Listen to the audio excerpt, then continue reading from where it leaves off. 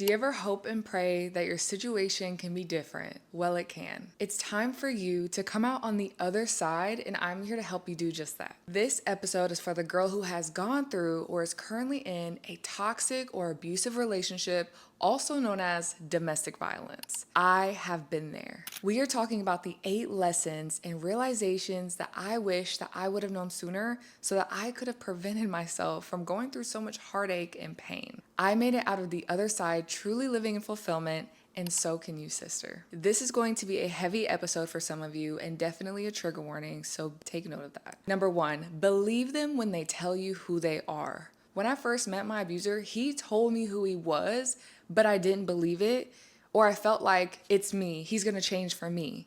No. He told me when I first met him that he had a demon inside of him, and I didn't believe it. I also was very ignorant to knowing anything about spiritual realm. I didn't take it seriously. I always heard people say, oh, I'm on demon time. So I felt like he was doing just the same thing. And if I would have took it seriously back then, what he was saying about himself, I would have prevented myself from going through so many hurtful situations and allowing myself to be spiritually attacked every single day. There was something else he told me when we first met, and that was before his last girl that he was talking to, he actually slept with her friend who was also her roommate. And guess what happened? The same exact thing happened to me. My encouragement to you is to really sit there and analyze the person that you're with. Did they warn you or tell you things about themselves that you just pushed to the side because you were so infatuated with them? Because you loved how they treated you at first? A thing about abusers or narcissists is that they will treat you so well, give you princess treatment, and then all of a sudden they take it away and then make you feel like you're crazy or make you feel like they never liked you like that. Number 2, I didn't realize I was in an abusive situation until it was too late. There were so many signs that I was going through abuse, but I did not pay attention and I didn't listen because I didn't want it to be true. I didn't want to even say, oh, you're dealing with abuse. You're allowing someone to treat you like this. I allowed myself to keep going through it just so that I couldn't have to be real with myself. I want to give you some things that happened to me, maybe so you can recognize it for yourself. There was a point in time where I was locked out of my own house. My keys were taken from me and I couldn't get back inside. The only way that I was allowed to come inside is if I called the cops on him and I knew that he had a son and he knew I wasn't going to do that. Or B, say sorry to him, and he wanted me to apologize for coming downstairs in my own house and messing with his space. He didn't even want me to just sit there on my couch while he was watching TV. And he got mad and wanted me to say sorry. So that escalated to him playing loud music in my ear, blasting music on my speaker, putting it up to my ear, taking video of me crying. And then when I walked outside to go get something out of my car, he locked me out there. And I sat out there for hours. There was another time where he was banging my head onto the floor and a grown man had to get him off of me. There was another time where he threw shoes in my face. These are all signs of abuse, and I didn't realize I was in it. And I feel like that happens with a lot of us women. We don't realize we're in an abusive situation until it's too late. And not just physical abuse. I dealt with emotional abuse. I was gaslighted all the time. I was manipulated all of the time. For example, after I had a black eye and he suffocated me, he tried to convince me that what happened didn't happen. He said, I didn't cover your face. My hand was on your chest. And he really tried to change my mind and make me feel like I was insane for saying what actually happened. But I knew, I stood my ground and I said, no, you suffocated me. You covered your hand. You put your hand on my mouth and covered my nose.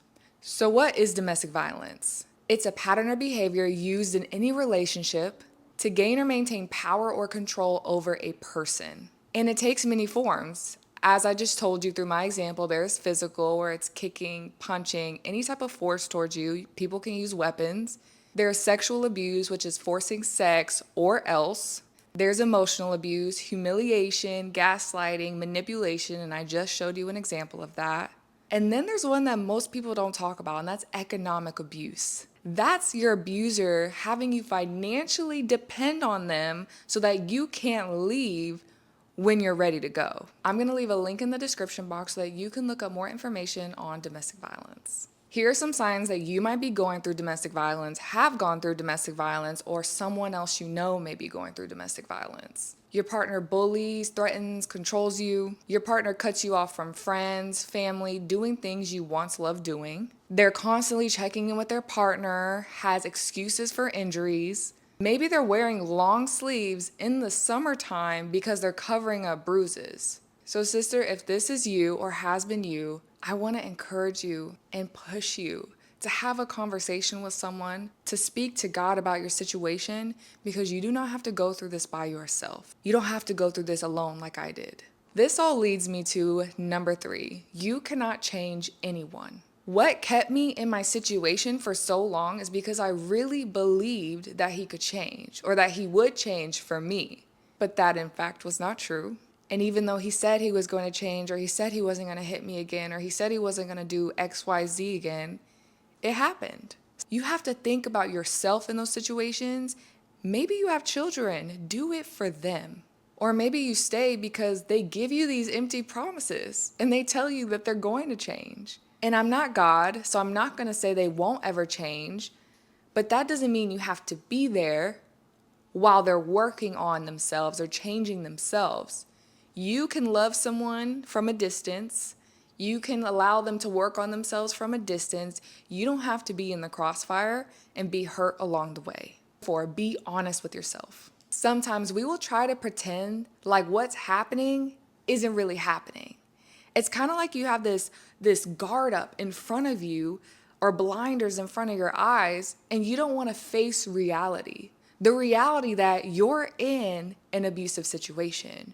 And these are questions that I wish I would have asked myself. Am I staying here because I don't want to be alone? Am I staying here because I don't feel like anything is better for my life? Or am I staying in the situation because I feel stuck or because I don't respect myself?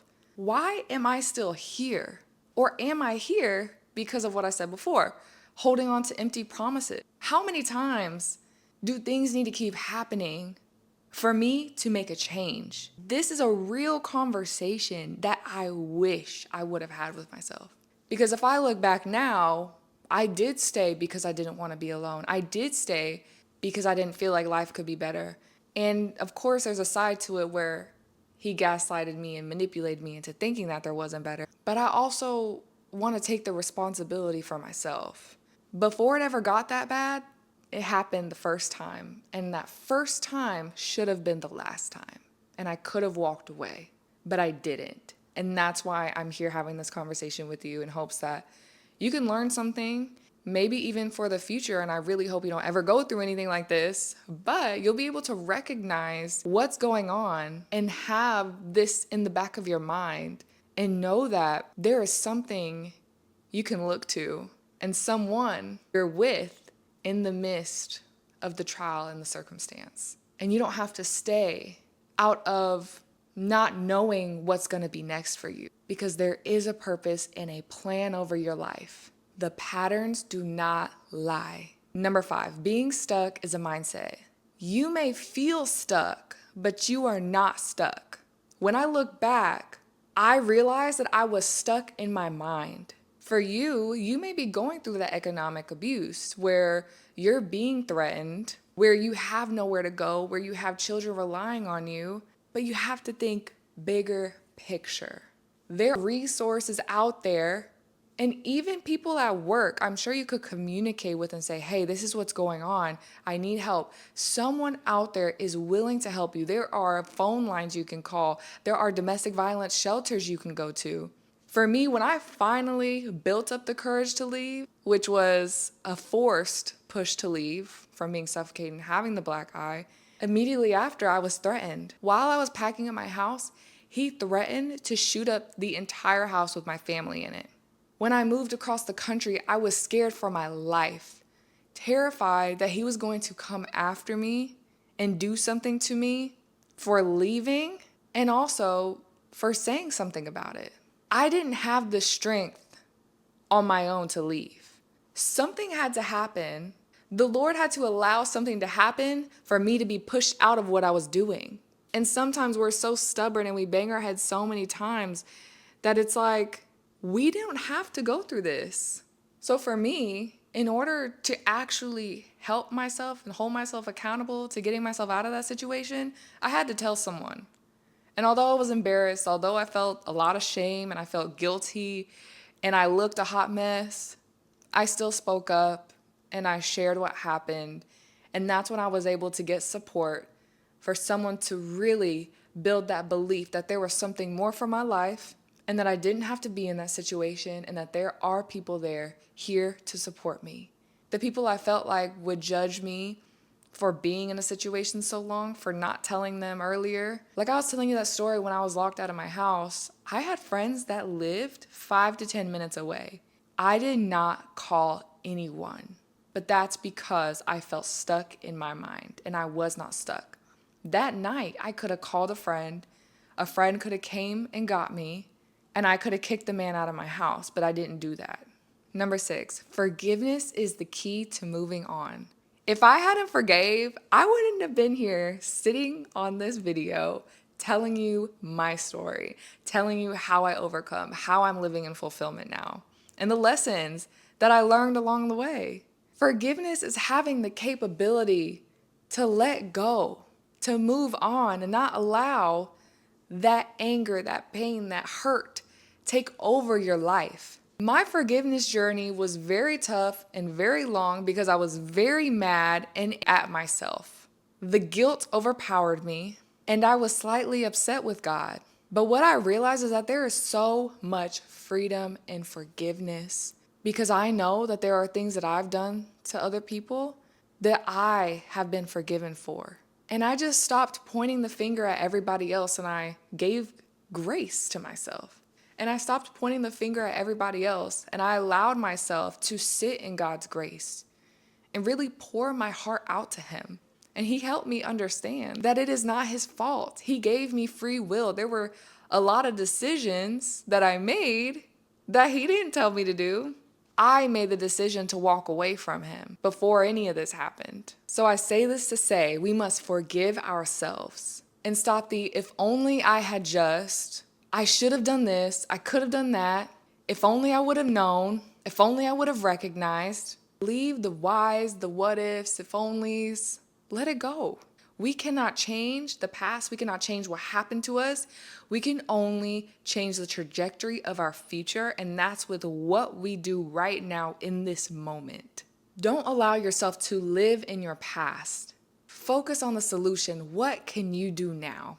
Because we can tend to hold on to situations so long that the other person has moved on, they're happy, they're doing so many amazing things, and you're sitting here rotting and deteriorating because you allowed that hurt and that pain from that situation to take over your life. And I can't lie, that was me for about a month or two. And we must forgive the person because we are not at war against flesh and blood. This is a spiritual battle, and allow God to fight it for you because we go from victory to victory. And His word also says that we must forgive just as He has forgiven us. And then forgive God. God doesn't do any wrong, but if you're feeling that anger towards Him, express that to Him. Don't walk away. Don't push back. Don't resist. Don't feel like He left you behind. Because when you keep going, you're going to notice that He was with you through it all. Number 7, give myself time to heal.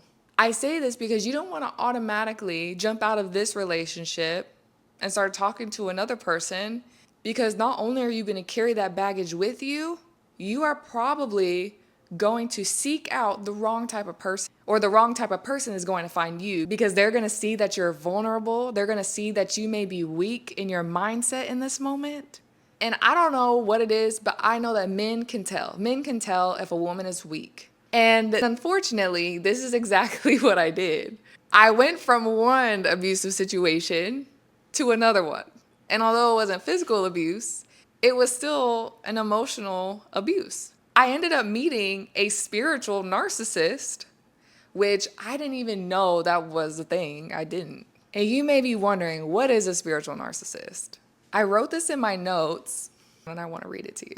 A spiritual narcissist believes that their knowledge is above others and superior over others, and use it to take advantage of less spiritually mature people and lead them in the wrong direction for personal gain. They are extremely sensitive to criticism.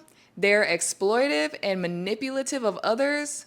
They use scripture for their benefit. The one that stuck out to me, I mean, all of them stuck out to me. This was exactly that person. But I want to give you this very specific example of something that I knew was wrong, but I didn't know scripture well enough to back it up. So long story short, this person said, yeah, Christians do tarot readings. And then he pulled up a tarot reading Christian on YouTube and was like, just watch it, just watch it. But I remembered that growing up, my Mima was telling me witchcraft is bad, demons are bad, do not do nothing pertaining to that, witches are bad, anything where someone is trying to access power not connected to the Lord or basically going to another source like ancestors, whatever. So in this specific moment when this man is telling me, oh, Christians can do tarot readings, it didn't sit right with me. And he tried to force me to watch it and said, no, you just don't know the scripture. You just don't know X, Y, and Z. And it was true. I didn't really know the scripture. And although I was told it, I didn't know it for myself to then be like, no, this is what the scripture says. When Satan told Jesus to turn this rock into bread, and Jesus was like, no, that's not what his word says. So anyway, he tried to get me to watch the tarot reading video. I didn't want to watch it. I ended up looking at it for a few minutes and I was like, this feels really uncomfortable and this definitely looks like witchcraft. And I turned it off and I rebuked and I repented and that was that. So this example was just something a little funny that I felt like I could share with you to maybe to lighten up this video of how ignorant I once was. Because I didn't allow myself to heal or to let God guide me in that situation. I didn't stop and say, God, should I do this? Should I not? I didn't have that wisdom at the time to do that. So that led me to being easily influenced and being targeted by someone who did know scripture, but tried to manipulate me into thinking that it was okay. And this is just a side note. If you meet any person who just knows the whole Bible and knows all the scripture, don't be impressed by that. Be impressed by their fruits and how they live. Give yourself the space. Give yourself the time and the space to really work through what you went through. Number 8, life really does get better. I am living proof of that. I am sitting here in an entirely different space than I was when I went through that situation. And at that time, I would have never imagined me sitting here in front of this camera being able to talk about this subject with no pain in my heart, with no vengeance in my heart. This is coming from the person who couldn't get out of bed in the morning, who was too tired and too much in pain to take her dog out, who wasn't feeding herself, who emotionally ate, spent all of her money on food and wasted it on things. I would have never imagined that. And at that time, I didn't see that there was any future for me. And I tried to take my life after my abuser tried to take it. But God was like, no, I have something in store for you. And little did I know that it was going to lead me here, sitting at this bike, looking at this camera, talking to you about it. I would have never imagined. Yes, it was hard work. Yes, it took sacrifice. And yes, there was a lot of people that I had to let go and a lot of pain that I had to give. But I'm so grateful that I did. I'm so grateful that I surrendered. I'm so grateful that I gave my life to Jesus. I'm so grateful that I answered the call. And I am so grateful for what I went through because there was purpose in my pain. And there is purpose in your pain too. It doesn't even have to be about abuse or domestic violence. Any type of pain you go through, there is purpose there. You're being developed, you're being molded into the person that God always destined you to be. And although we can't control what happened in our past, we can take the steps daily to move out of our situation and walk in fulfillment. If you really want to learn how to actually be fulfilled, I want you to go back to my first ever YouTube video that tells you exactly how to do just that. I'm going to make sure to link it at the end and I'll put it in the description box. I hope by sharing these 8 lessons of how I overcame domestic violence From being so broken, overwhelmed, feeling burdened and heavy all the time, to being where I am now, I hope that it inspires you.